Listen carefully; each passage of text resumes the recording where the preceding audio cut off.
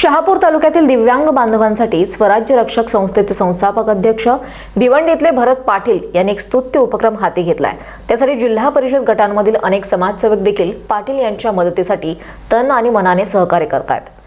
डोळेखाम जिल्हा परिषद गट आणि किन्हावली जिल्हा परिषद गट या ठिकाणी यापूर्वी त्यांनी वंचित दिव्यांगांना ओळखपत्र बनवून देणं तसंच शासनाच्या विविध योजनांचा लाभ मिळवून देण्यासाठी उपक्रम राबवलेत। दिव्यांग बांधवांच्या घरोघरी जाऊन त्यांना ओळखपत्र बनवून देणं, शासनाच्या संजय गांधी दिव्यांग योजनेचा लाभ मिळवून देण्यासाठी आणि दिव्यांग बांधवांना स्वतःच्या पायावर उभं करून त्यांचं जीवन सार्थकी लावण्यासाठी पाटील यांची स्वराज्य रक्षक संस्था कार्यरत असल्याचं यावेळी बोलताना त्यांनी सांगितलंय।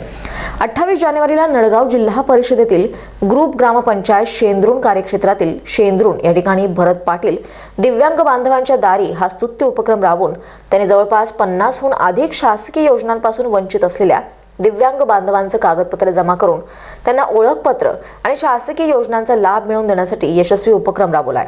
या प्रसंगी त्यांच्यासोबत स्वराज्य रक्षक संस्थेचे कार्याध्यक्ष हरीश पाटील, सचिव मिलिंद येगडे, भाजप आध्यात्मिक आघाडीचे समन्वयक आणि जिल्हाध्यक्ष कृष्णा अंदाडे, दिव्यांग मदत ग्रुपचे तालुकाध्यक्ष विलास साबळे, शहापूर तालुकाध्यक्ष बाळू शिर्के, भाजपचे बूथ प्रमुख आणि संस्थेचे उपाध्यक्ष वसंत भोईर, माजी सरपंच अजित पाटोळे, समाजसेवक राजेश भोईर, संजय भोईर, भाजप सचिव कैलास धामणे, दीपक वाळिंबे, प्रकाश निचिते या मान्यवरांसह बहुसंख्य दिव्यांग बांधवांनी उपस्थिती दर्शवली होती। विशेष म्हणजे इथल्या दहिवली गावातील डोळ्यांनी अंध असलेल्या परी पाटील या चिमुकलीनं गायलेला अभंग आणि आईचं गीत हे कार्यक्रमाचं विशेष आकर्षण ठरलं। करताय खरोखर खूप चांगलं काम आहे आणि त्या कामामध्ये माझी काय मदत लागेल किंवा माझ्याकडनं काय सहकार्य लागेल ते सहकार्य देण्याची माझी तयारी आहे।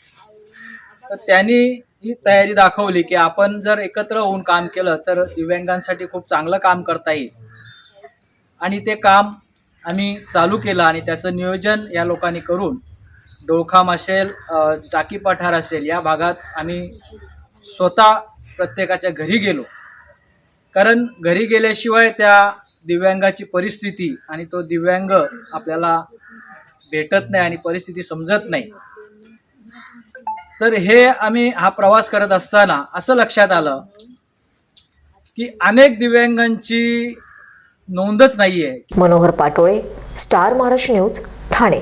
नवनवीन घडामोडी पाहण्यासाठी स्टार महाराष्ट्र न्यूजला सबस्क्राईब करा आणि ताज्या बातम्यांचे अपडेट मिळवण्यासाठी बेल आयकॉनला प्रेस करा आणि परिपूर्ण बातमीबरोबर रहा, इतरांपेक्षा एक पाऊल पुढे।